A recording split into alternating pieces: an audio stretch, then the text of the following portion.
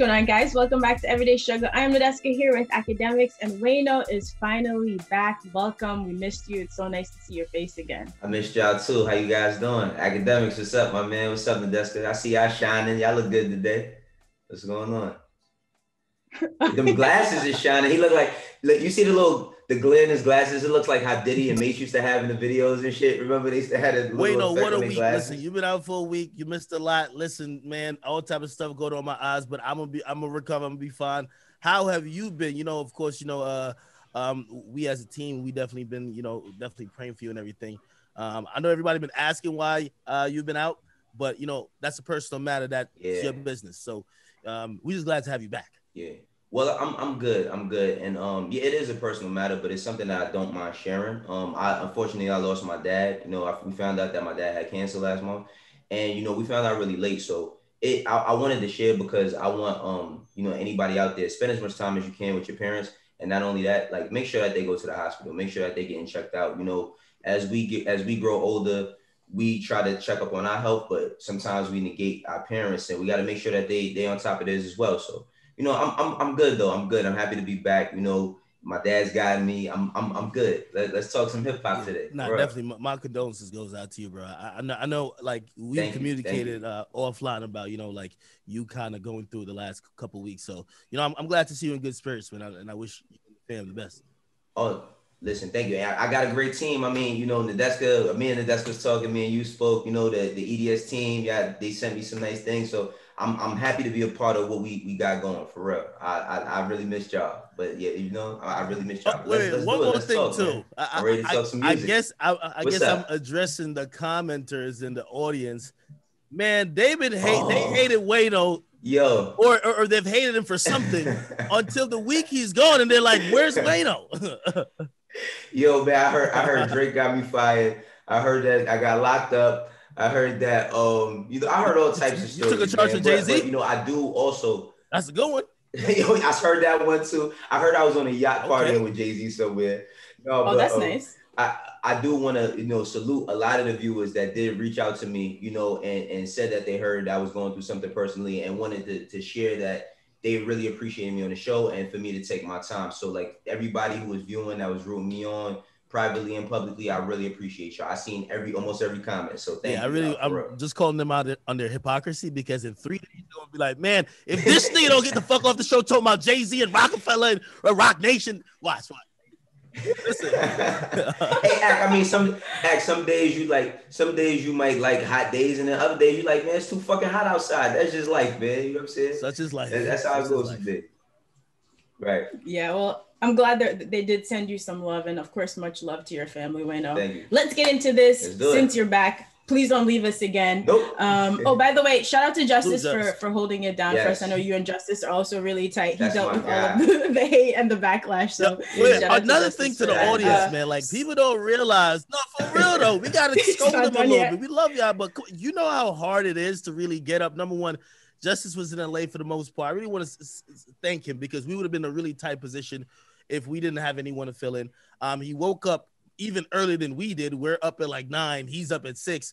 It's really tough to get on here, be debating that early in the morning, have that type of energy, chemistry, and also be passionate about certain things that you might not give a fuck about. So, I want to send him some love too. And lighten up a little bit. All right, lighten up. They hated my man. That's my guy, man. That's my guy. He hit me too. Salute to him, for real. He's definitely going to be back on the show at some point. He'll come visit us again. So Wayno, yesterday with Justice, we did talk about 21 and Metro's new project, Savage Mode 2, and we absolutely want to hear your thoughts on it. We also have some fan questions, but would love if you would just tell us your take. I know you've been listening to this a lot. Oh man, talk about Savage Mode. This album, right? This album, I was so eager. I was about to call Academics just so we could talk about it. You know what I mean? Because like one thing about this Savage Mode and 21 Savage, and I've been watching 21 Savage career over the past 4 years, since 2016. I was late. You know what I mean? By the time I got on to him was when he was a XXL freshman. I never really listened to his music like that prior. But like, he's never dropped a project that people question. Like everybody in their career has had, like, at least the first 5 years have had, is this as good as the last one? Is that as good as this? I think that 21 has been like one of the most consistent artists and not just in the South, but just in hip hop. And when we talk about him, we don't add him in those conversations. Like when we start talking about those top tier artists, I think that he needs to be discussed because not only is he consistent, he's about to have. I mean, I hope he gets the #1 album. He's projected to do. What's the number? Like 195, 196. Yeah, but then it's like when I listen to the album, it's like it's not just some crazy, you know, because 21. I want to hit 21 be Murderous 21, but at the same time, it's like rest in peace, love. Like 21 Savage. I don't know if you know this act, but he sampled one of like Nas's favorite songs and Take It in Blood. And when I heard the sample, I'm like, yo, they gonna do this. And then I was happy with it. Then Stepping on Niggas, I ain't gonna front though. I really wish Manny Fresh would have did Stepping on Niggas. That's my favorite record. You know, Glock in My Lap, Many Men, like he flipped that over, and the Snitches and Rats is my favorite drink. But 21 and Metro, for them to get Morgan Freeman, like we've never seen that happen before. Morgan Freeman doing the narration I'm wondering how that happened. Album. So many memes. He broke down the difference between I'm wondering how that happens. I heard him on live. He said, you niggas can't even call Morgan Freeman. I don't think nobody could. I don't know if, like, I love Sass. I don't even know if he, like, how do you get that to even be a thing? You call up, like, his agency for movies and, pitch it to him? And how the fuck do you pitch, yo, I want you to narrate Savage Mode 2? Like.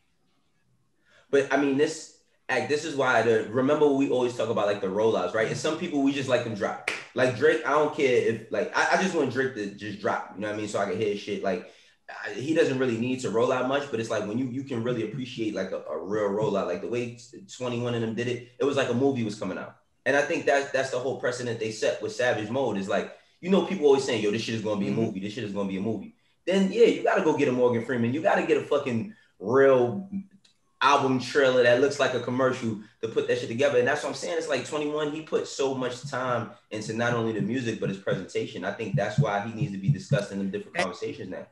You know, because we talk about Travis a lot, man. Travis does great rollouts. Hey, listen, we sit here and, you know, we always talk about the fly-by-night artists, the artists who good for one album.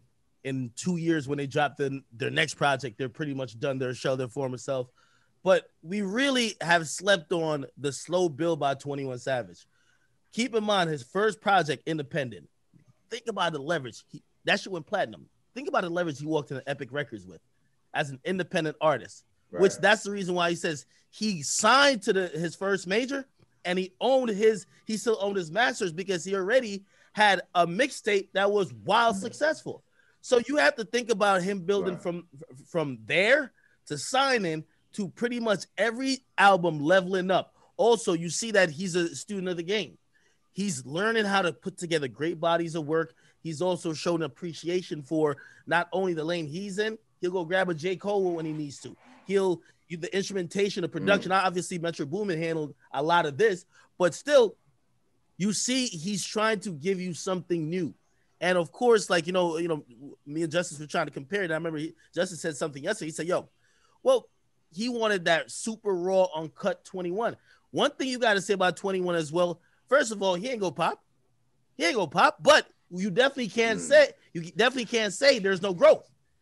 That's another thing. A lot of artists lose themselves, lose their fans when they have growth.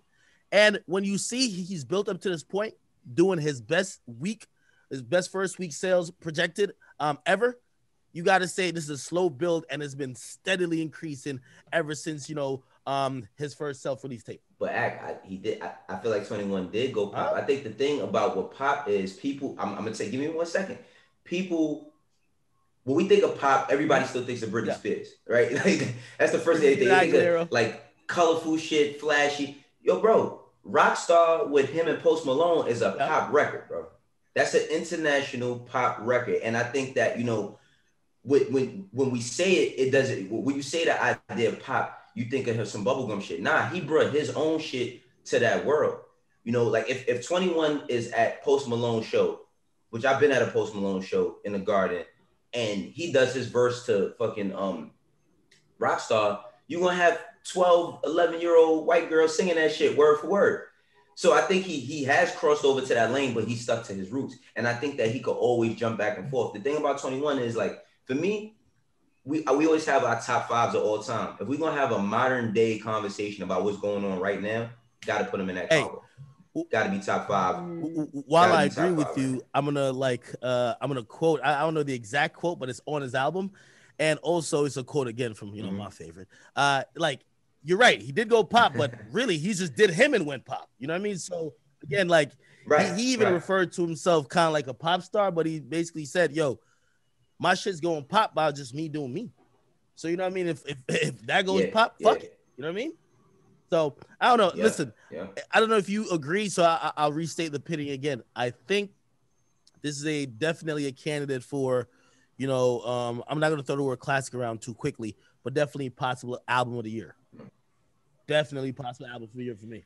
I agree. I think with everything, because you know it's what I love about 21 most is his simplicity, right? And because I'm not looking for him to give me like the most creative way to say shit. It's just the way he puts everything together, from his words, his beats, how he's picking his beats, to the rollout, to the music. Yeah, it is definitely considerable for album of the year. Definitely considerable for album of the year. I'm glad to hear you guys say that, because of course, when you drop a sequel, fans are always going to try to compare it with the first project. You're always going to have very high expectations. So I have to ask this question. It is a fan question, but I think the answer is going to be positive. So one fan says, my friends and I keep debating which Savage mode is better. So I wanted to know which one you guys think is the best, the first or the second project. I gotta give it time. It's too soon. You know, I gotta give it time. I think that 21's music is always, while you might enjoy it as soon as it drops, it's always a slow burn. But I think it's like that for all music for me. You know, I before we knew that Savage Mode 2 was gonna drop, I was going back and listening to Savage Mode, the first one, like about a month ago, and I was like, damn, this shit is really, really good. I didn't know, like I didn't feel the way I felt about it a couple years ago when it dropped as I feel now. So we just got to give it time. It's a very tough question to answer. And by the way, yeah, I agree. You got to give it time. But when you think about both projects, there's some differences, and you're going to find some huge distinctions, and, you know, like some points of like where you see one album, like for example, this album is more polished. The music, the production wise, musically, it's better. The transitions, like you got to listen to the transitions. It feels like one whole project. Here's the thing. You can't really say that about the original, but the original is raw and uncut. Like, again, while I have appreciation for also the super polished shit and also the growth, you love the raw and uncut shit. So it's really too early to say, because this is another thing that 21 does. Because his album or his project is supposed to be lasting for like 2 years, he's going to play this out. Like, again, I know he had the movie trailer, but pretty much he's going to have visuals and supporting content for the next 6 to 9 months. That's what's lost in hip hop today. Niggas drop their album, and after the first week, they drop maybe one music video, and they announce that they're dropping a new tape. Like, let's be honest. You get me? Like, again, because again, they know the replay value isn't there. 21 is about to, first of all, this whole snitches and rat shit. If you think that's not gonna be like a whole little, you got to give us almost like a little documentary, like a little docu-series, music video type shit on that. You know what I mean? I got to see some acting. You feel me? Like, there's running, Glock on my lap. These things got to come to life visually. And trust me, 21's going to do it. I know he's going to do it. Yeah. Was it Drake feature on this project? It was cool. For you, No. Got trending for it was cool. But listen, it's not one of those projects where, oh, thank God Drake gave a verse that you need to go listen to Drake's verse. You listen to it in the mix. You ain't gonna skip one of the solo songs with 21 just to go listen to the Drake verse. It's not trash, but it's nothing that you're like, oh shit, he just fucking blew it out the water. I think the headlines obviously came with the SZA thing, but you know. Very respectable record. Very respectable. Well, I'm glad you guys like the album. In the meantime, 21 Savage is also wanting for his credit. So he said recently, I need 50% of every song that comes out with the Yes Sir Ski hook. Y'all are getting outrageous with the biting. He said, I got to get a rabies shot at this point. Curious who you guys thought he was aiming at, because at least one person responded saying, I don't owe nobody shit, end of story. Well, I mean, it's very clear cut who he's talking about. He's talking about Doughboy. You think so? You know, he's talking about Doughboy from Cleveland. Absolutely. Doughboy 21 just dropped his album, and then Doughboy just dropped a single on Friday called Yes Sir Ski. Come on, academic. Okay, go ahead. Go ahead. I mean, I don't. I you thought it, so it was just one person. Well, Uzi dropped a record called Yes Sir Ski, right? But I think that 21 is on that album. You know, what I was kind of shocked about is Thugger has a record on So Much Fun with Doughboy and 21 on it. You know, so when I seen it, I was just like, but the timing is right there. because then Doughboy started to respond. You know what I mean? He started to respond. He put up an old video of some dudes from, I think from Cleveland, that he said was saying something ski. It wasn't yes sir ski, but it was some sort of way of saying something with ski. And I just don't want it to get out of hand. You know what I mean? Because they both credible guys or whatever. But he definitely was taking a little shot at Doughboy. He dropped a single with Wayno. Clearly, your week off has got you a little rusty. You must not be paid. You're not in two, my nigga. I'm gonna catch up to speed. Listen, your 2 must equal 22, right, nigga, not 4. Tell me how. He's talking to Lil Pump. Lil Pump previewed a new song called Yesersky. Again, no disrespect to Doughboy. And by the way, a hit dog always gonna holler. So obviously we saw him respond. Cool. But still, why would 21 feel so offended? Again, no disrespect to Doughboy, but he's a lesser known artist. You know, he's not like, to keep it real, a lot of people ain't know he was dropping a song named Yesersky until 21 said it. And they started Googling who else is talking about Yesersky. Lil Pump, an artist whose career is, you know what I mean? It's in limbo.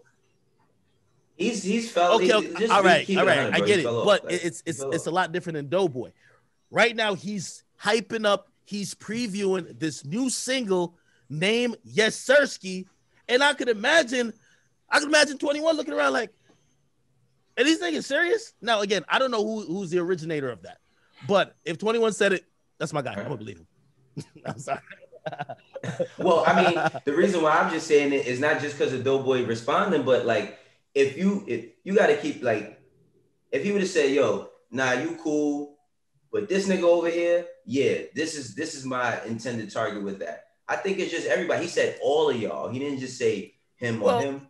Well, obviously, you know, Thug has been a part of a song that had kind of like Yesersky and shit. Like, obviously, he ain't talking to Thug. Like, it's one of those. Nah, he's not talking to Thug. It's one of those situations where if you don't have a personal relationship with him, you probably feel like he's talking about you.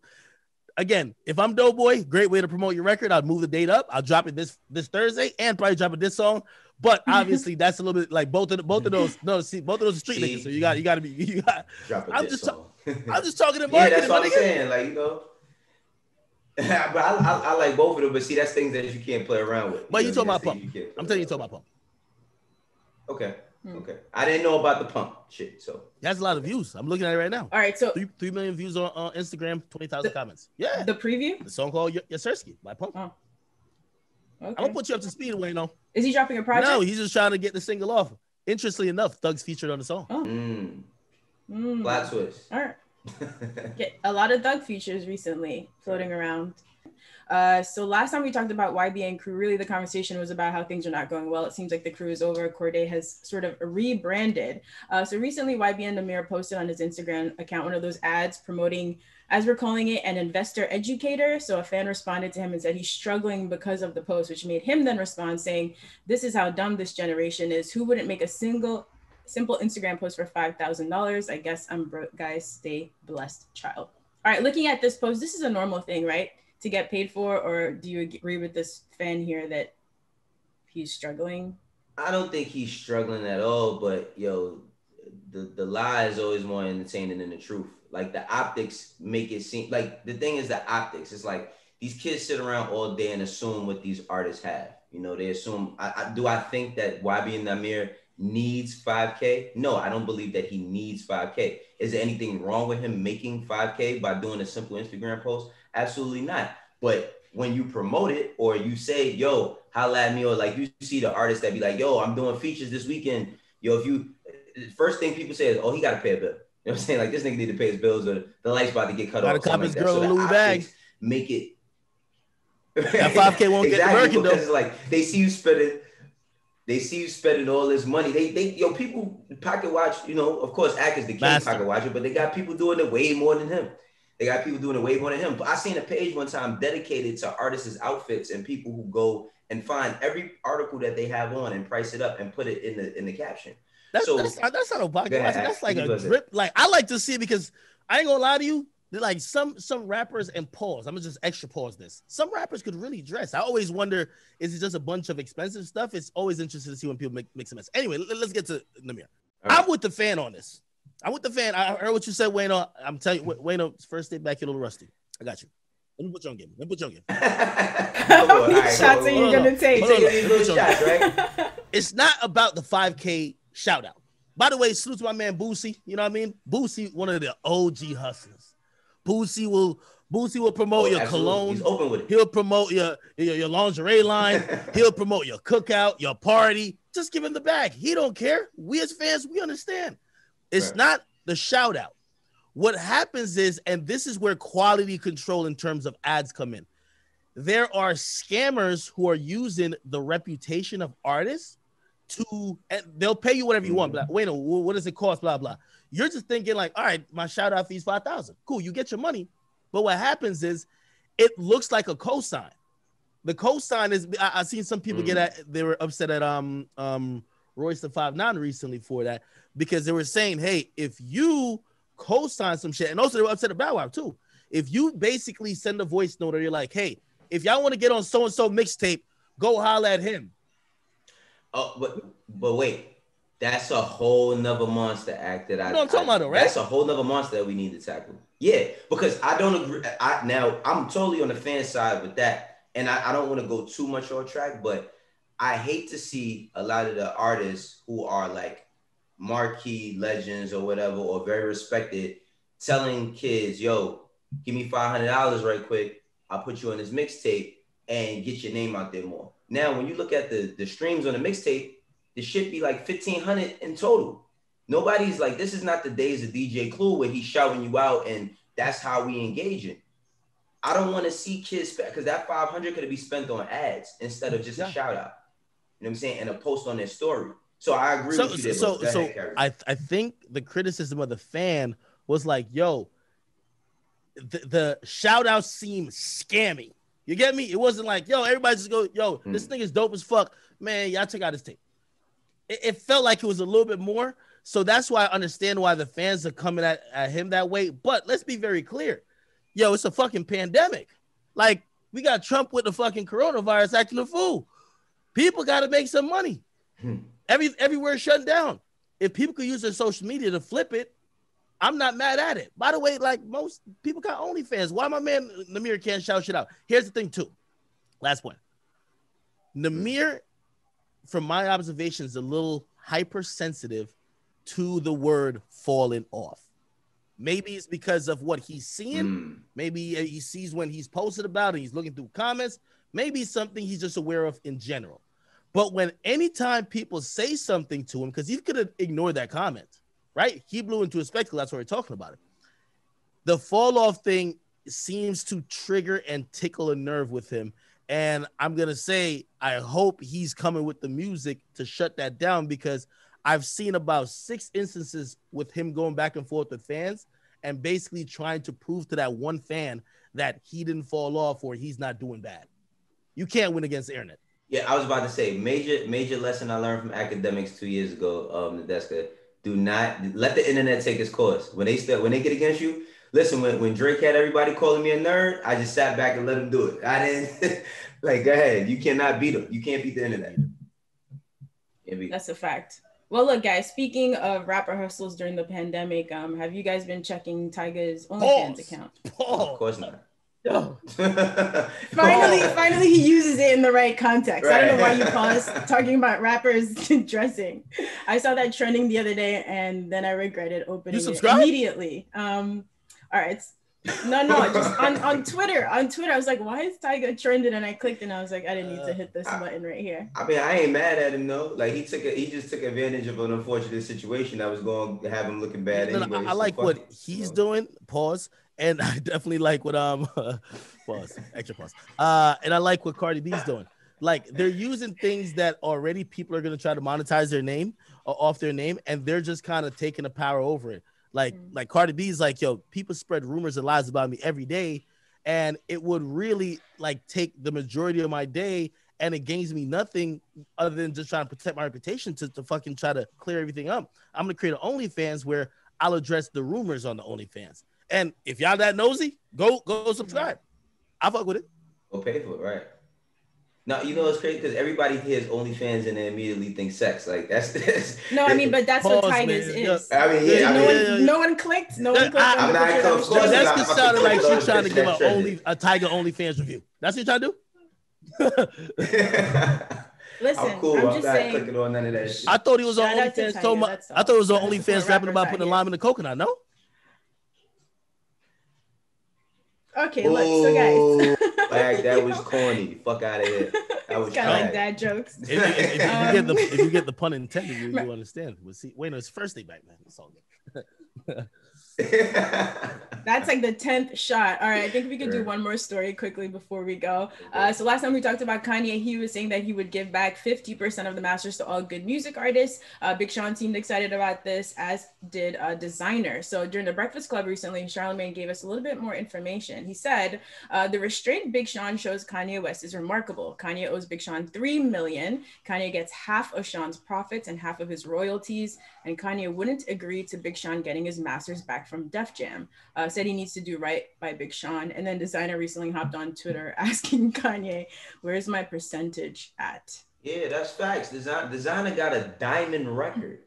He has a diamond, like, do we understand what that means? He has a fucking diamond record. I mean, it's, I don't know if that's probably never going to happen again for him because it only happens for a few people. But to have a diamond record, and I'm pretty sure he has the same, if not a worse structure deal than what Sean has, he's owed a whole lot of money.